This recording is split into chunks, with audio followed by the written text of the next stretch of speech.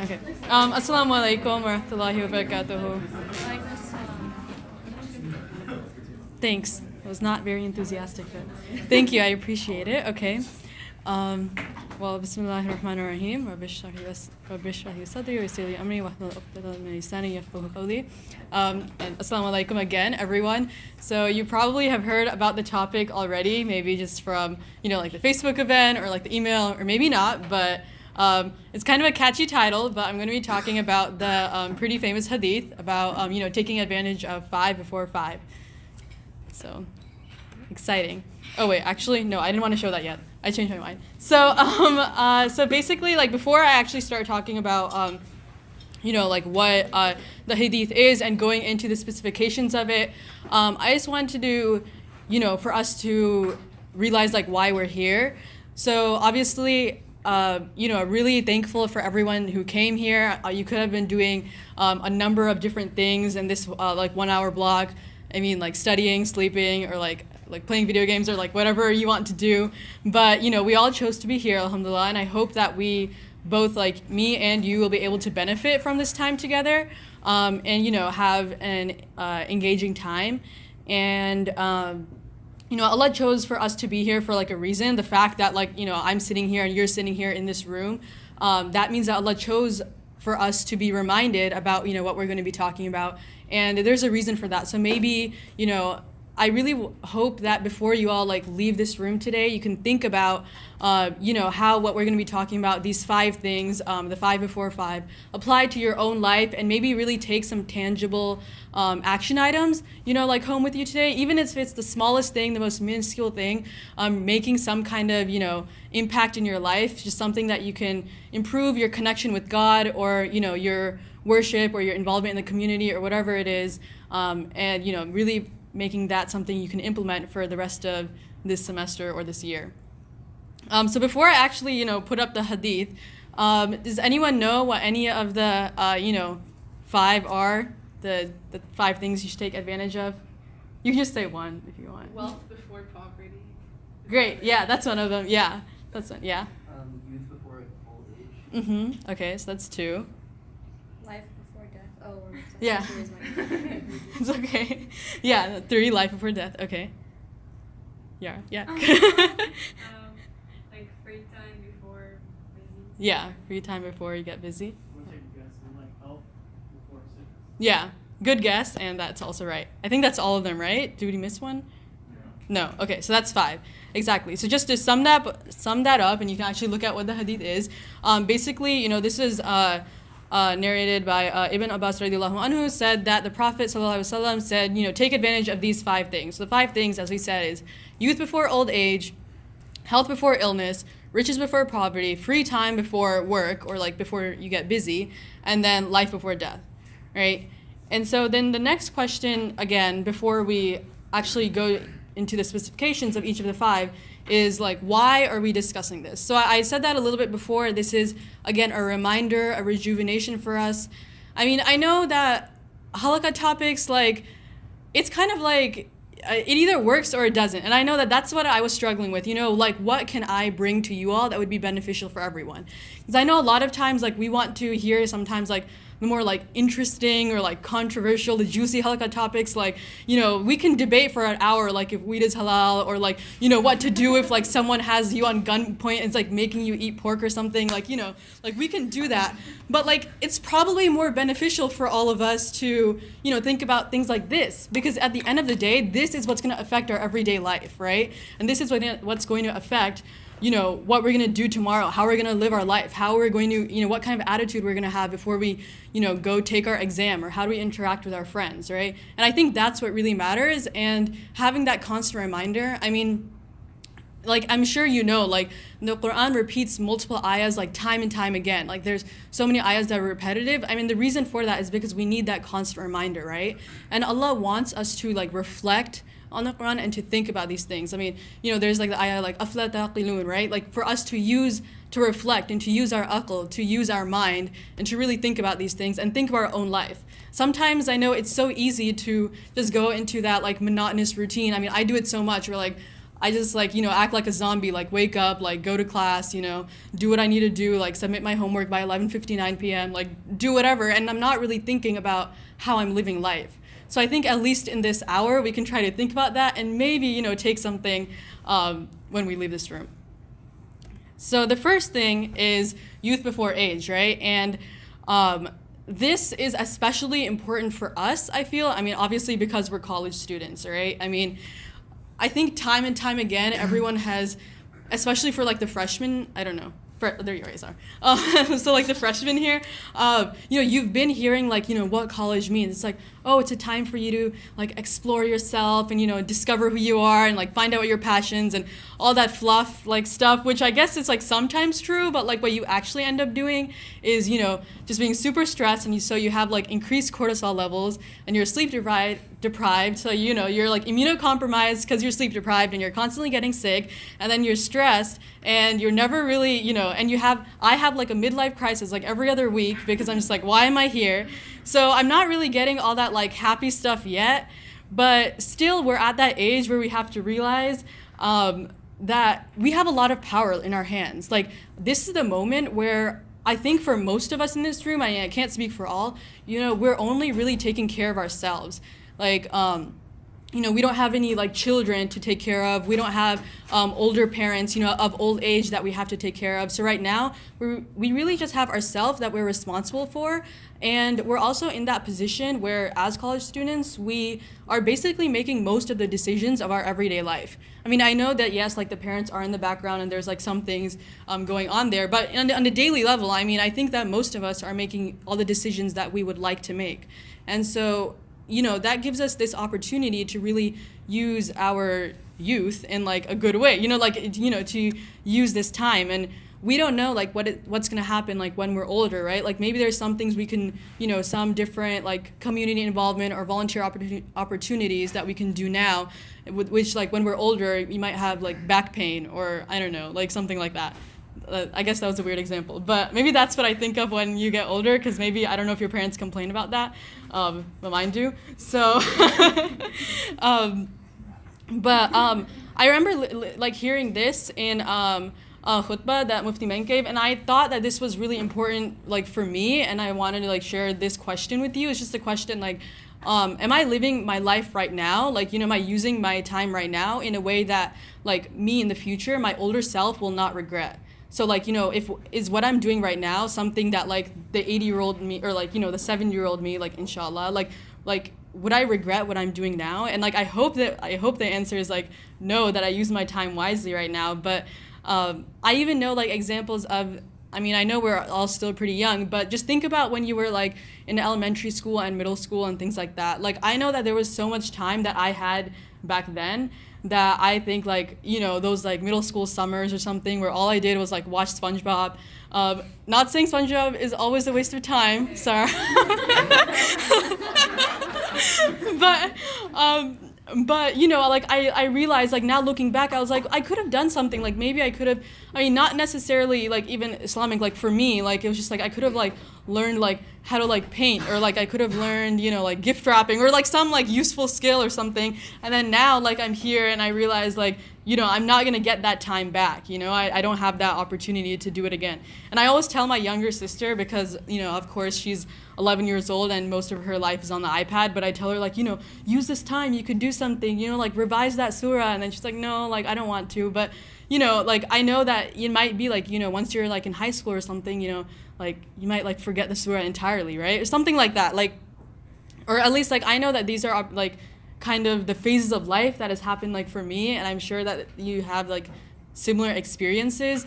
So just taking advantage of this time where we can do something like, we are like in college, we have some connections, alhamdulillah, either with like our community, our mosque, like whatever it may be, like there's like some small thing that we can do. So like for this topic. And like one of the things that I think about is just, for example, the Sahaba, like obviously, I know people always say like, oh, like they're Sahaba, they're different. But like really, they're also people too. I mean, you have to think about some of the best people were the youngest, like, Zayd radiallahu anhu, Aisha radiallahu anha. They were, some of the people who propagated Islam and like, were the people that everyone would go to like for Islam. And I even think about like today, I always like hear these stories about these like young activists, like, I don't know, like millennials or like generation Z, or I don't know, like whatever they call it, like what these days, but it was like against like gun violence, or like, there'd be like a middle schooler who opened some like nonprofit organization for cancer or something, or all these like really cool stuff that I know I'm not really trying to get to that point, but like what I want to say, when I'm pointing that out is just that like it is possible, to do it in youth. We have this idea that perhaps the quote unquote like responsibilities, like maybe being involved in your community, or like taking care of your family, or or just worshiping or learning more about Islam, those are things maybe we're supposed to do when we're older. Like, we don't have to do it now. And then it's like, oh, I have all the time in the world. It's something that's so easy to think. We have like, I have my whole life ahead of me. But we have to realize, like, Islamically, of course, we all are, like adults and responsible for these things. So of course, there's going to be some points in your life where you're going to be doing a little less than more. I mean, obviously, you're probably not going to be like a full on, like Quran expert and everything, like when you're doing like residency or something. But, there's like times in your life when you're able to do more. And I think that right now, like the youth is one of those times that we just can't ignore. Okay, and then the next two things are health before illness and riches before poverty, or like wealth before poverty. And I just kind of put these two together because there's a lot in common with these, so I'm going to talk about them together. The first thing is that both of these are, like blessings, ni'mas from Allah, right? These are things that Allah has given us. And sometimes, I mean, obviously, like we know, like, first and foremost, like I take these for granted like so much, like every single day. Like the fact that if I complain about these things, like just means that I'm taking it for granted, and then I'm not realizing that this is something I don't actually, deserve. Health especially. I think that a lot of times, at least me, like I think that health is something that's like normal, right? Like good health is something that's it's like generally normal, like, oh, I'm supposed to have good health, like I deserve good health, but that's not necessarily true. Like, just because we're like eating carrots or something doesn't mean like we deserve like not to, get cancer. Like that could happen to any single person. Even the most healthiest person can get ill, right? And that's something that it's kind of like scary to think about, but it's true that, I'm sure the people now, like for example, like that phrase, what's the phrase, like you don't know what you're missing until it's gone, right? So I think that that's someone who has experienced some kind of like illness or like poverty. I think that they can attest to that for sure.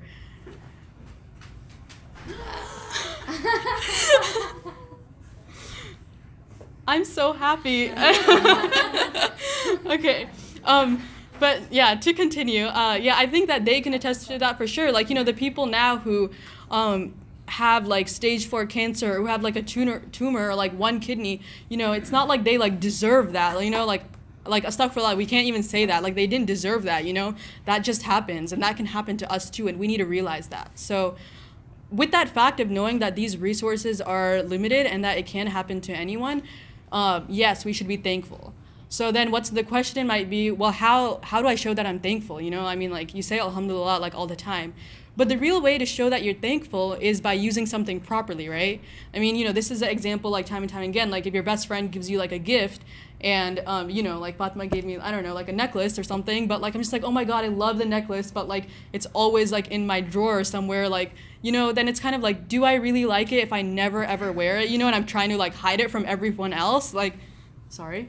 Like maybe not, that's not a good indication that I'm liking it. So the way that we should use these resources, which is like health and riches, like these blessings wisely, is by using it in the way of God, right? And using it in the way of Allah. That's like when you are healthy, you're able to do things that you are not, right? I mean, I think maybe some of you probably have like personal anecdotes, either family or people who have experienced like illness and stuff.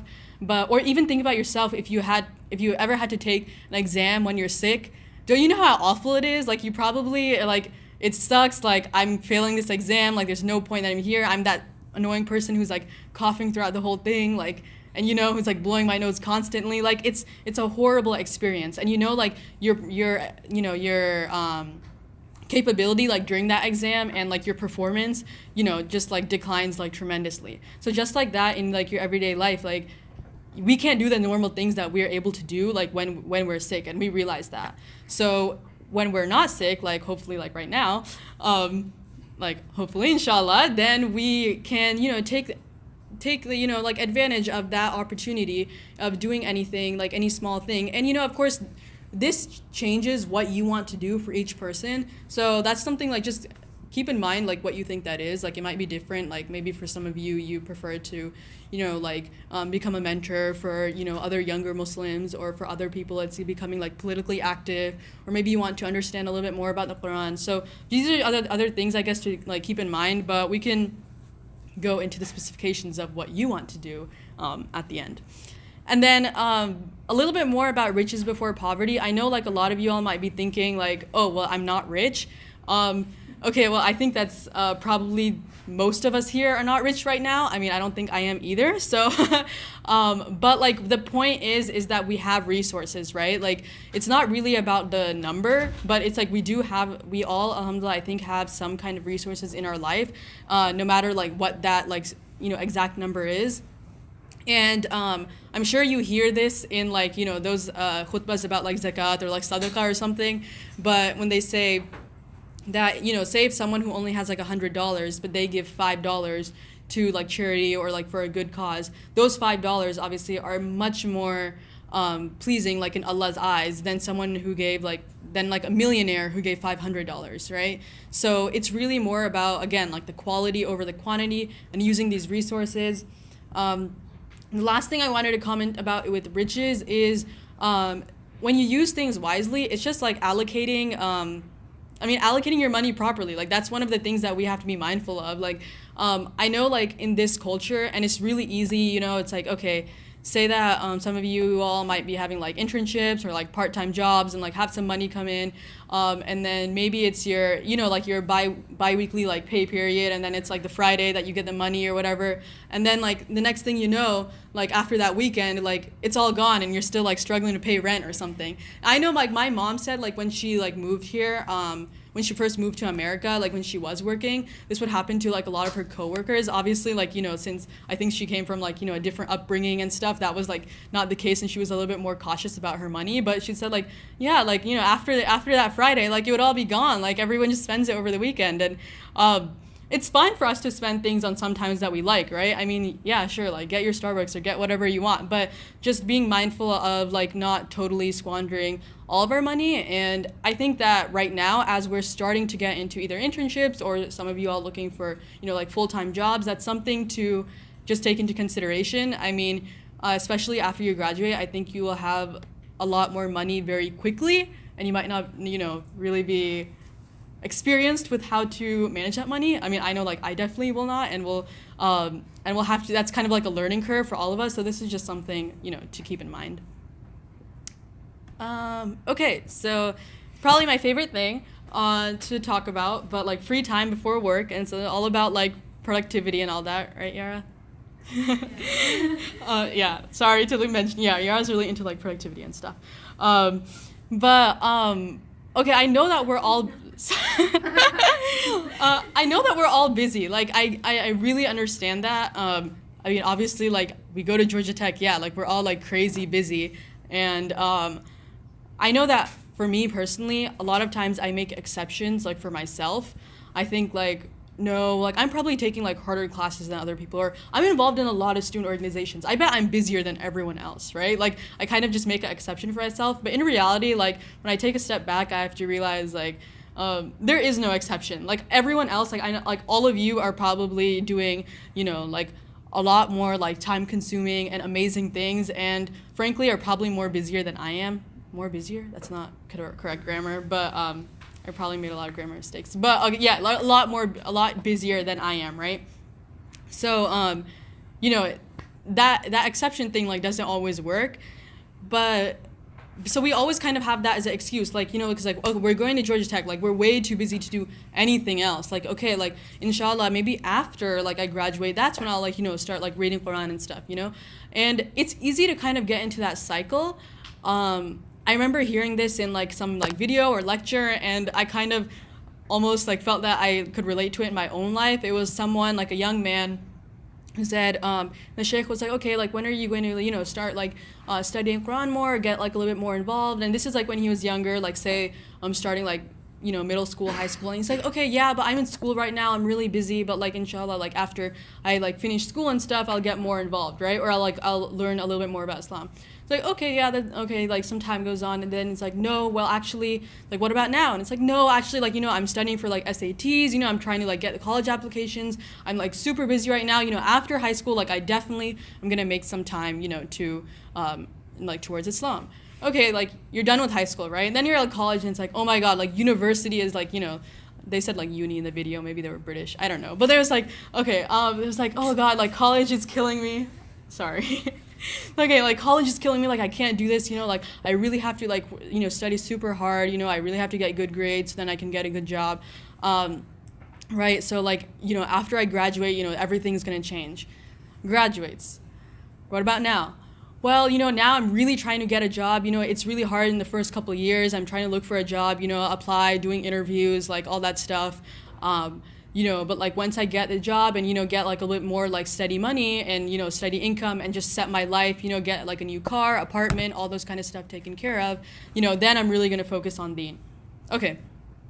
Then like before you know it, they're like a father or like a mother and their like kids are growing up and, and then you kind of look back and now, you're almost in that situation where you're in like the core of your life or, you're like in your like mid 40s or something, you're kind of, or this person or like, maybe me will like look back and realize like, well, what happened? Like, in all these like years, I always made the excuse that I was busy. And I know that this like connects again to like, youth before old age and all of these, also like all of these just connect with each other, like everything's interconnected. So, but yeah, it's like you look back and then you realize that each step of your life, like it's so easy for us to make an excuse for ourselves. But it's kind of that step that we have to make in our minds where we realize like there's no excuse, like it's like now or never, like it's like Nike, just do it, I mean that's one of the like I like thinking about that just for all aspects of our life because like it's true, like there's like it's like there's no time better than the present. All these cliche phrases end up coming true for whatever aspect you want to get a little bit more involved in Islamically. And so then you might be thinking, okay, like where am I going to get all this free time? Like I get it, like we're busy, but I can't do everything that I want. I mean, the little things is really what matters, and that's what I've realized like just like throughout my life. And it's always the little minutes that add up, So it's like whether you're I don't know, like if you're like waiting in line for like in the student center, or you're just like waiting for a bus, or I don't know, like what else, like just like going to class, like all these like small things. These are small pockets of time that you can like use, right? These are all small like just like small pockets of time that are available for us, right? And a lot of the times I know like what we end up doing, or like what I end up doing, is just like scrolling through my phone or something. And I do know that you've heard like about social media probably in like so many different like halaqas that like you're probably tired of it, and like I know I'm tired of it, but I think that it's just like important to just like mention, just because it's so pervasive, especially when it comes to like free time before work. That's something we have to keep in mind, especially, I mean, it depends on our own habits, like yourself and how like I guess like driven you are by social media or not. So, just keeping that in mind and keeping in check if what you're doing is for good or for evil, I guess. And one of the things, again, I wanted to say, like for me personally, I know that a lot of times, how I was saying, is like sometimes we make excuses, say we're really busy. For example, for me, like sometimes it's like reading Quran. I think like, well, no, I'm like too busy to like read Quran today, or like I can't. But then somehow like I'm too busy for that. when I was able to like binge watch like Brooklyn Nine-Nine or something, and then I was like, wait, where did that hour go? And I was like, oh, I guess I could have been doing something else. So there is that time, like, whether we realize it or not, like, we will make time for what we want. I think that that each and every one of you have realized that. So whether we, the important thing is not that there's not like a lack of time, it's just like how we're using it, right? So I don't know. I don't think there's like, like a real, there is a solution like for each person, but there's not like, one like omnipotent like, solution that will work for everyone. Because I think for some people it'll be really hard to take out like 1 hour like of the day, and for other people they would probably prefer to, like how I was saying, like break up like, I don't know, like different like 3-minute intervals, or like 3-minute blocks to maybe like do dhikr, or like make a quick dua or something like that, right? So I think that it really like is something that's just different for everyone. So that's something to think about. Yeah, and so I guess then everything kind of comes together for life before death, right? Because when you think about it, I mean, life before death is, youth before old age, like health before illness, riches before poverty, free time before like productive work or busyness. So life before death is all of that, right? So this is like encompassing everything, and for us to think about, like, yeah, like what is it? What can we do, I guess, before it's too late? And one of the things that I think for us to remember for this point that I wanted to mention is that, none of us can actually deserve Jannah, if that makes sense, right? We actually, I don't have like the specific like narration or whatever in front of me, but I do know like the story of someone, like a very pious person, very pious man, they would like fast like every other day. They would stay up the whole night doing all this like, like nawafil and like the tahajjud prayers, and, do like everything that, like one of the most pious people that like, like they would do everything, like for the sake of God, so much like knowledge and like religion stuff. But still like, like that person like would not be able to go to Jannah like without Allah's mercy.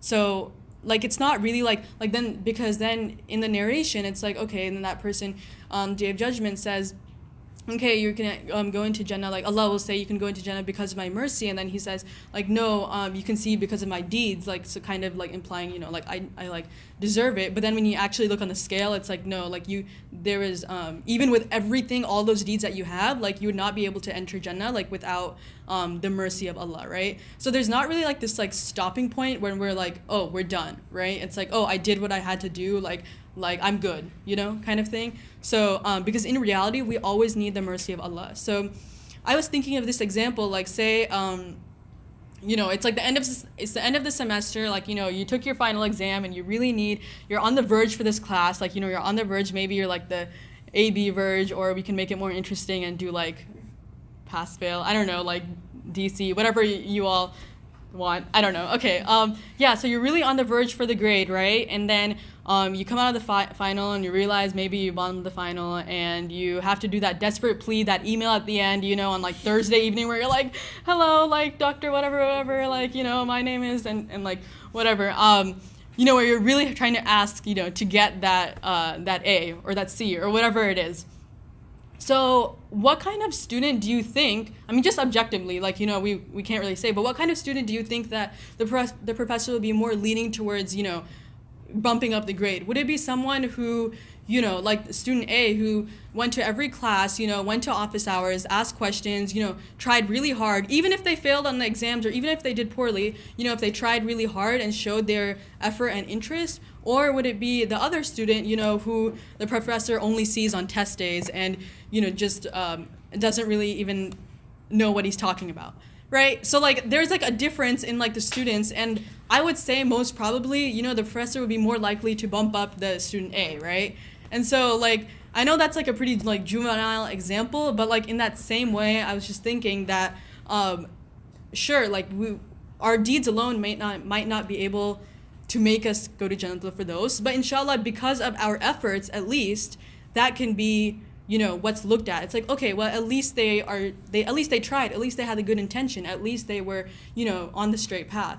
And, that's all we can do, right, is try. I mean, besides that, there's like, we can just try and do dua. And besides that, there's like not much more to it. And so, that's just something to keep in mind in how we approach our lifestyle.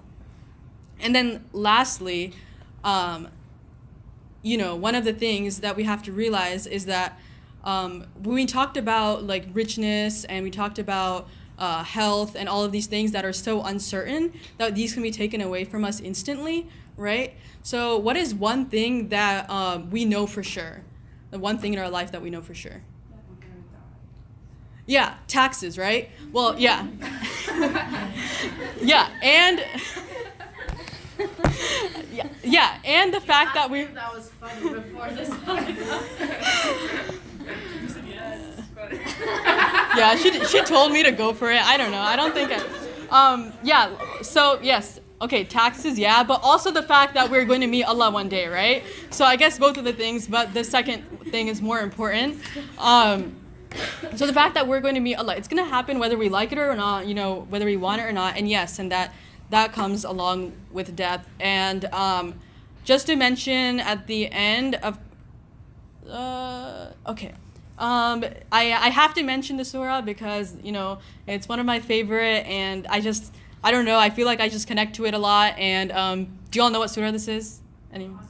Yeah, okay, yeah. So this is Surah Asr, right? And I don't know, if you all were here in like 2015, I think I probably said it in that halaqah too, because I always mention Surah Asr. But the reason is because I think it's like a short, easy surah that really encompasses almost like how we're supposed to live, like kind of like this hadith as well, where really Allah is swearing by time, right? So that means that it must be something incredibly important and we honestly don't realize or at least like I don't realize the importance of it in like my everyday life.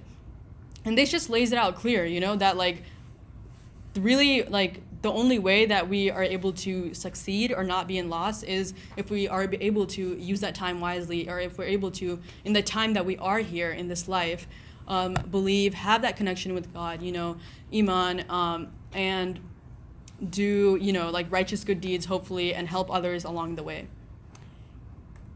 Okay, and so I guess now I said your turn. So basically what that means is what I said in the beginning. Okay, so I want everyone to close their eyes. I know it's like cheesy or whatever, but okay, so close your eyes. And I want you to really think about like the blessings that you do have, right? That's one of the things we talked about. In your own life, just think about some of those blessings. Okay, now I want you to think about what's something that you are struggling with right now, like, in the deen, like whether it be, sometimes doing the prayers on time, whether it be making time whether it be, having a good attitude with your family, like whatever it is for each life, think about what it is in your life that is kind of like a difficult situation in regards to your deen and relationship with Allah. And now, what are you going to do about it, right? What's stopping you from becoming better in that specific aspect? What do you want to do about it when you leave this room? Okay, you can open your eyes. So I hope that everyone is at least thinking about something, hopefully. If not, of course, you still have time to reflect. But really, I think that was one of the main things is try to think about it. Like, I really like this hadith. Like, I think I want to put it somewhere, like either my, like by my mirror or like my bedroom or something like that, where I can see it when I'm going about, just so I can, be like, okay, what did I do with my day today? Like, was it a good day, or did I just like, not get anything done? We make so many goals for ourselves, I think, academically and like professionally, if that makes sense. Like a lot of times we're like, by the time like, this by the time of December, I want to like apply to at least like 15 internships, or by the time this, I want to graduate by like 2020 or something. We make a lot of goals for ourselves, like just in our academic and professional life. But this is also a place to make goals in our like religious aspects or spiritual aspects as well, right? And the best way, and these goals, try to think of some goals that relate to these 5 things that we talked about, right? Some goals of something that you could do with your money, some goals that you could do while you're young right now, some goals that you could do when you have free time, or how you decide to make some free time. And that's all I really have to say today, and inshallah, hopefully you all have benefited, and we pray that this was beneficial and that we can take advantage of these 5 things before the 5 phases. And the last thing is that I just have to do like a little shout out, of course, because I have a good audience. But if you're interested and you did not fall asleep, this is my personal Islamic Instagram channel that you might check out. Oh, is it channel? I don't know. I don't have an Instagram. Oh, it's page? Oh, page. This is my personal page where... Okay, well, I don't really know like that much like how Instagram works, but this is just an example of like one of my posts or pictures, I guess. So if you're interested, you can check it out. That's it. Okay. Everyone pull You out already your phone. You already follow it. Are you gonna like unfollow it and then follow Yeah. it? Oh, okay. Thank you. Okay, thank you everyone. Assalamu alaikum. Thank you.